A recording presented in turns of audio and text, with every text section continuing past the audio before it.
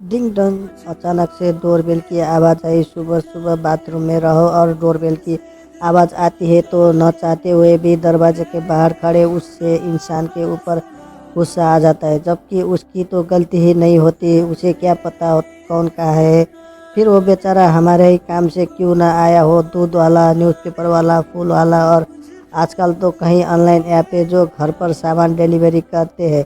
बाजार जाने की ज़रूरत ही नहीं, फ़ोन पर सारे काम हो जाते हैं। लेकिन अब कौन समझाए, सुबह सुबह बार बार दरवाज़ा खोलना भी किसी नौकरी से कम नहीं। फिलहाल अपने गुस्से को काबू में करके जल्दी जल्दी बाहर आकर दरवाज़ा खोला, और दरवाज़ा खोलते ही मेरे सारा गुस्सा दरवाजे के बाहर खड़े उस शख्स को देखकर खुशी में बदल गया।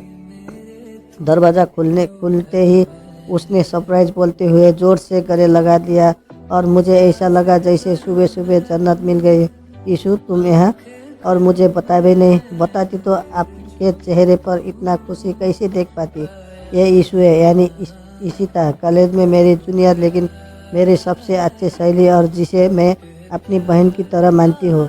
मैं उसे अपनी सारी उलझनें बता सकती हूँ, और वो मुझे शादी के बाद अपने पति के साथ दूसरे शहर में आ गई। लेकिन फिर भी फ़ोन पर मैं और यीशु घंटे बात करते। आज यीशु को अचानक देखकर खुशी तो हुई, लेकिन मन में सवाल भी था कि अचानक से यहाँ उसे बताया कि ऑफिस से छुट्टी लेकर आई है। पूरे सप्ताह की समझ में नहीं आया। फिलहाल बेचारी कानपुर में मुदुरई मुझसे मिलने आई, और मैं न जाने क्या क्या सोच रही हूँ। मैंने उसे फ्रेश होने के लिए भेजा और नाश्ता बनाने किचन में चली गई। हम दोनों ने साथ में नाश्ता किया। नाश्ता ख़त्म होते यीशु ने कहा, दीदी मैं चाय बनाती हूँ आपके लिए, आपकी फेवरेट वाली। यीशु, तुम मुझसे कुछ कहना चाहती हो? यीशु, दीदी आपको कैसे पता? मैडम, यीशु जी, आप चाय की रिश्वत तभी देती हो जब आपको कोई बात मनानी हो या आप किसी उलझन में हो, समझे? यीशु, सच दीदी, आपको आपसे अच्छा कोई नहीं समझता मुझे, मेरी माँ पापा भी नहीं, इसलिए मैं सीधे आपके पास आई हूँ। क्या करूँ, कुछ समझ नहीं आ रहा है। यीशु, तुम पहले आराम से बैठो फिर बात करो। दीदी, आप लिव इन रिलेशन के बारे में क्या सोचती है? क्या इस तरह से रहना ठीक नहीं होता है? देखो यीशु, हम क्या सोचते हैं फ़र्क इससे पड़ता है। लोग क्या सोचते हैं, क्या कहते हैं, इससे नहीं। लोगों को तो कुछ कहने को चाहिए, फिर वो चाहे अच्छा हो या बुरा।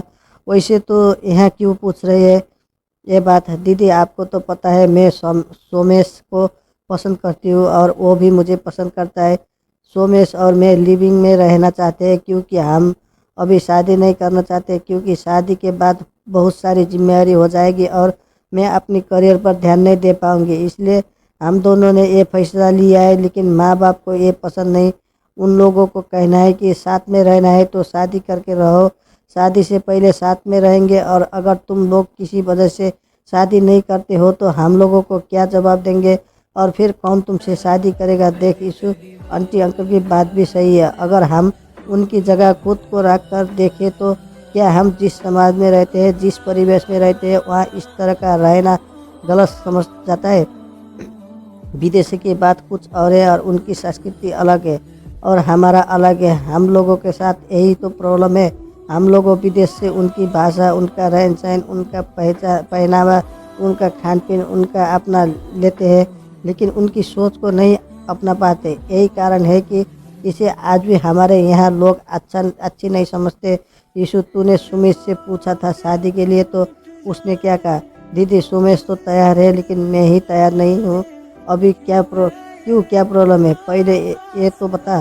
दीदी, शादी से पहले तो सब यही कहते हैं कि बहू को शादी के बाद कोई प्रॉब्लम नहीं होगी, जब कर सकती है, जैसे चाहो कर रह सकती है। लेकिन आप ही बताओ, ऐसा कोई घर या ऐसा लोग को जो शादी के बाद भी अपनी बहू को करियर पर ध्यान देने के लिए सहयोग करे?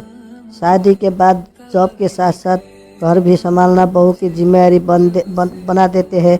ऊपर से ऑफिस से देर से क्यों आई, किससे बात कर रहे हो? ऑफिस से कोई आ गया तो कौन है, क्यों आया है? दीदी, मैं इन सब के लिए तैयार नहीं हूँ, और इन सब चक्कर में पड़कर मैं अपना सपना नहीं खोना चाहती।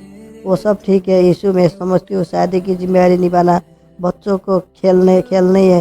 शादी वो जिम्मेदारी है जिससे जीवन में दो मुझे हुए लोगों ही निभा सकते हैं। यीशु, ये भी सत्य कि लिव इन रिलेशनशिप में रहने पर कोई जिम्मेदारी नहीं, तुम दोनों ही इंडिपेंडेंट हो, किसी का कोई भार नहीं होगा। मैं तो यही चाहती हूँ कि तुम लोग लिविंग रिलेशनशिप से शादी तक का सफ़र तय करो। लेकिन क्या ये सोचा है यीशु कि अगर तुम लोगों की शादी नहीं की और अलग होने का फैसला किया तो तुम किस मानसिक स्थिति से गुजरोगे?